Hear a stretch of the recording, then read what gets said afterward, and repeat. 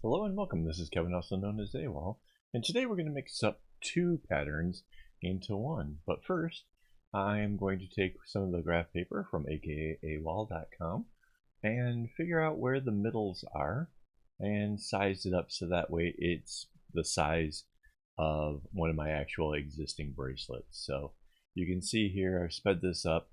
It's just me working out where the center is and how long it is. So there we go. I'm going to clear out some space, crop it down to size, and I will have something to work with when it comes to the things. So what patterns we're using are 19223 and 5418. So here I have this my grid all lined up and ready to go, and I'm going to copy the pattern. This one is the 19223. I'm going to just take a little snippet here and bring it over to the other one so that way I can better see and work with what I'm trying to create. As you can see, when I paste it in, it's super tiny and it's facing sideways. So what I need to do first is turn it right way up, which is 90 degrees. And there we go, rotate.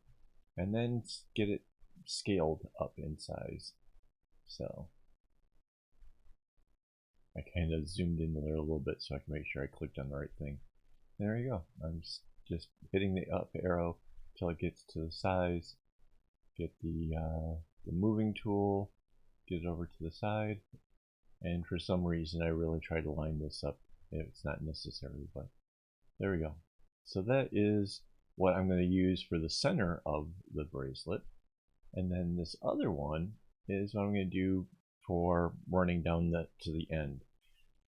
Now mind you, I'm going to actually do a little something extra because the way that this one would end when it comes to the diamond was something I was like, I could, but I don't want to.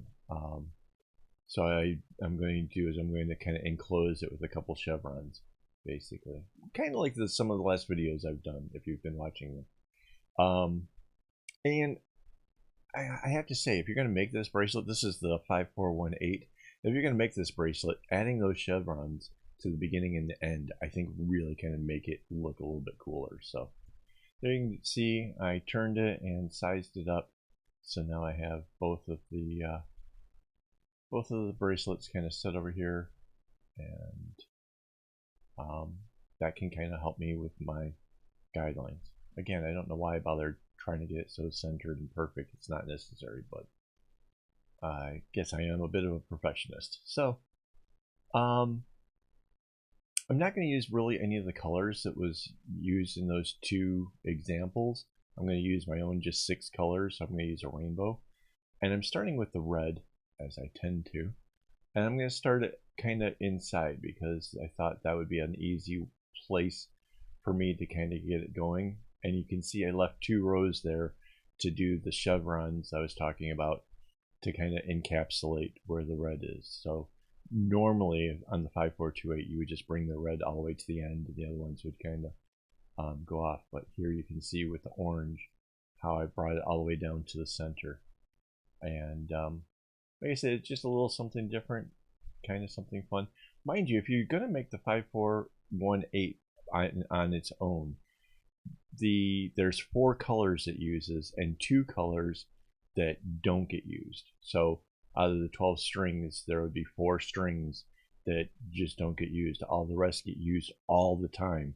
So they're going to need to be pretty long in order to pull that particular bracelet off. It's an easy bracelet, but that whole length thing that really is going to come into being a bit of a something to watch out for, right?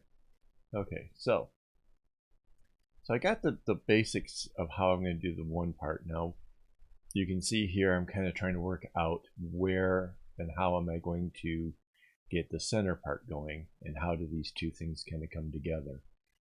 So I just grabbed some random color and wanted to kind of work out like the bigger diamond, where is that in perspective, and then from there I can work out the diamond that it creates. And yeah, and because what it is I want to bring the red up to it and see how that interacts with that center area. That was kind of the big thing, right? So using the guide on the side, I can see that where the yellow would come down makes that diamond. I grab the next color, in this case it's green. It's going to come down to there, and then it too makes a diamond. Right? And again, I'm using the thing on the side to see how that one was supposed to work. And I don't have to fill in all of that stuff in order to do it, especially since I don't know what colors it's going to be. What I'm doing here is I'm just kind of sizing the whole thing up and giving myself room to bring the red down to it. So there we have the second diamond of the thing, and now I can go ahead and pick up the red and bring it down. And for a minute there, I thought that the red might have actually have interacted differently. This was, again, because I'm trying to work within a certain amount of space, some of the decisions ends up being, based on that. But as you can see, it turns out it works out pretty good for me because the red kind of stops before that one piece, right? So yeah, bonus. If it comes out different on yours because maybe you're using a different kind of floss, you would just try to find a different way to get them to interact. Let's say if that was one down further, the red would have taken over where the green is and continued down that path. So again, it's really it's about working with how it turns out. And like I said, this case, I think it turned out kind of perfect. It was, I can make that red come out and around the green, right? And eventually I changed the colors for the green, because of course I would. I'm doing a rainbow, right? So the next color in the rainbow from going yellow, orange, red would be the purple. So I have myself a nice shade of purple to work with. And there we have it.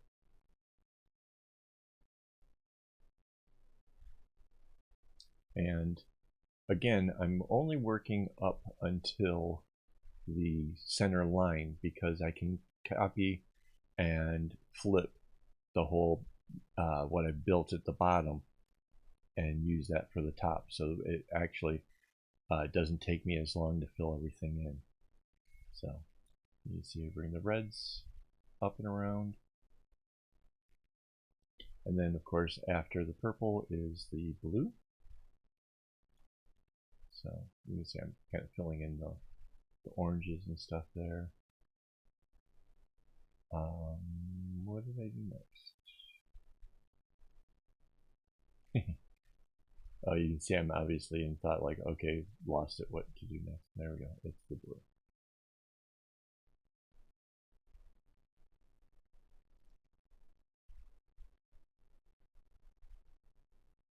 And the blues, again, I'm just going up to that center line. You can see I have used the guidelines to show me where the center is. And then here's where the actual green will go.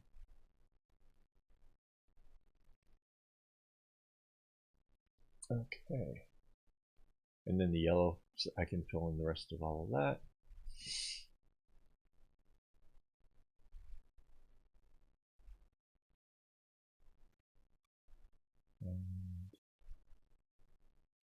And basically this kind of gives me the general gist of everything, right? What the next part is knowing where the strings start and end, so that way you can start the bracelet correctly, right? So what I'm going to do is put in the underlying strings, right? I'm going to paint those in, and you can see I'm just kind of started there with the purple.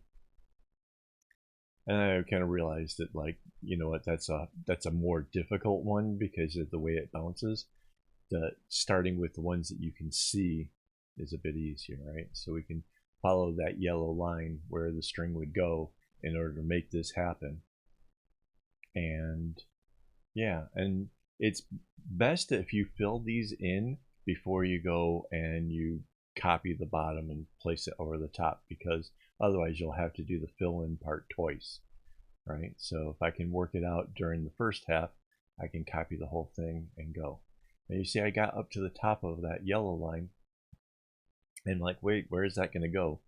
You know, just make it easier on yourself. Follow the actual path of the ones that are showing first, and then you can work out the where does it go underneath when most of the stuff is already all filled in, right? Because obviously the red, the orange, they're gonna, once I fill all that in, it's just gonna make it a lot easier to see where things are gonna go next. Mind you, I might be able to have figured it out without, but this is the easier way of doing things. Like, just work with the ones that you can see, work with the ones that you know, and then the rest will just be a whole lot easier. So that's one of the big takeaways when it comes to filling this stuff in.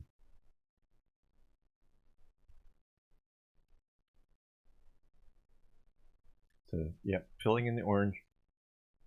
Again, this is relatively easy.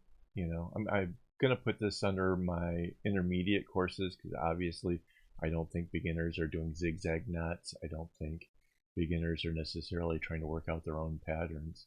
So this is a bit more intermediate, but I think it's something that if you're kind of confident in your bracelet making, I think you could do this without too much trouble. So I did the left side, and turn around and I do the right hand side.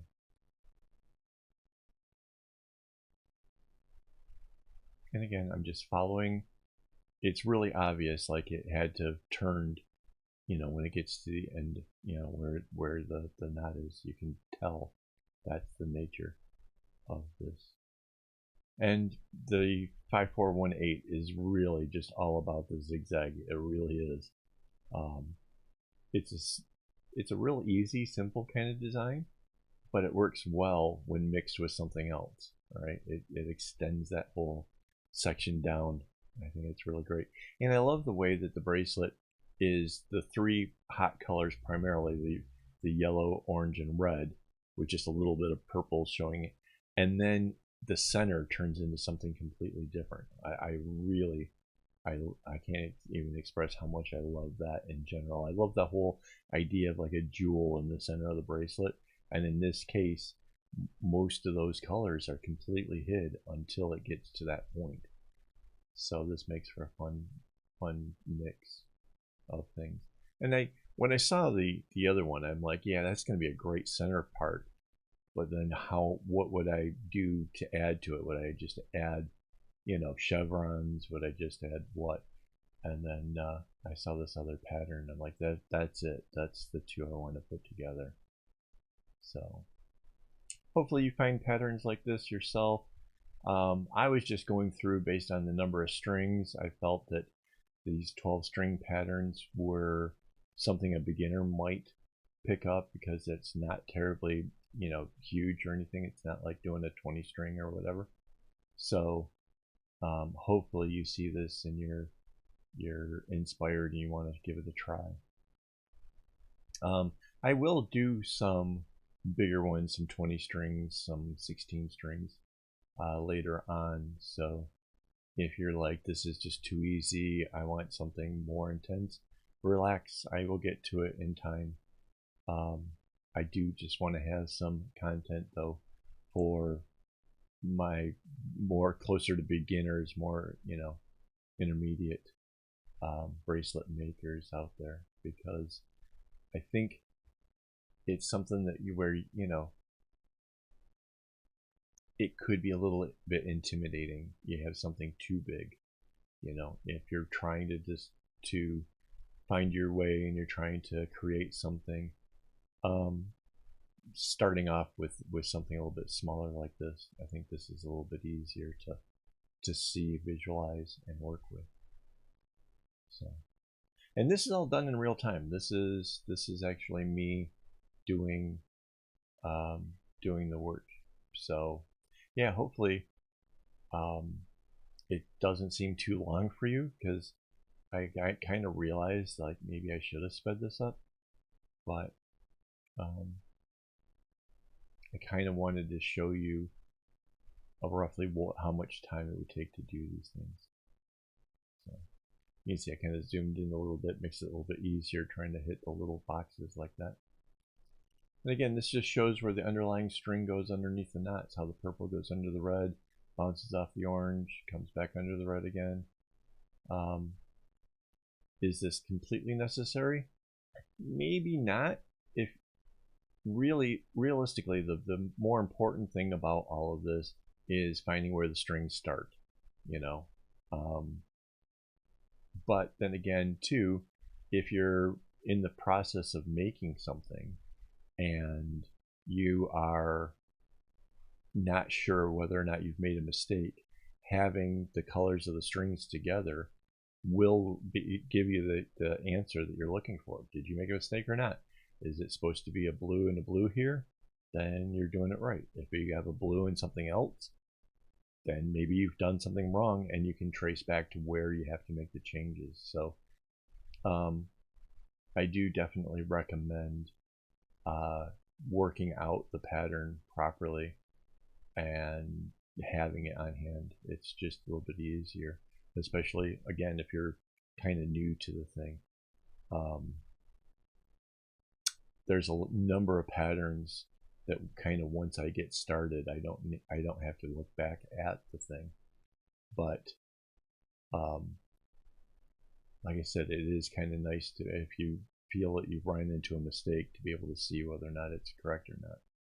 So you can see here, I know when I have to do the zigzag based on when it comes in contact. Like with the yellow, you know, the two sides are already chosen on the one, so the blue could only have gone the other way. I mean, it's just that simple. The string had to go somewhere, and you're just tracing the steps of where it would go.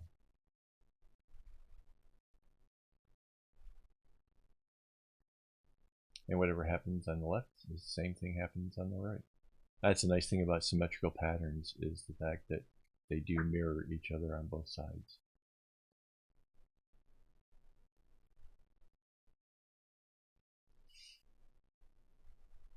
So you can see now we've got most of the colors in. We still have the green left to go.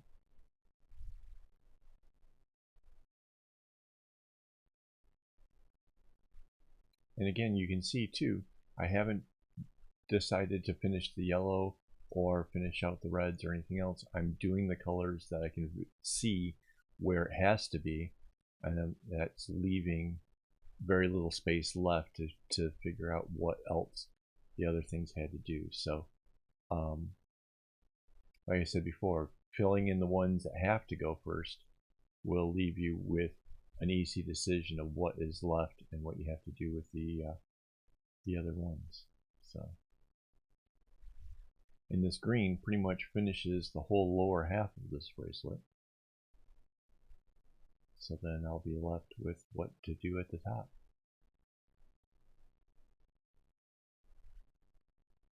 And like I said too, if you're doing this yourself and you're going based off of the size of a bracelet you've already made, your bracelet may in fact be longer or shorter than what mine is. I'm using doubled up floss that I bought from China, so that tends to be thicker than if I had gotten something, say, like DMC floss. So if yours is coming out different, relax, that's okay. Work with it, figure out which way the path works best for you.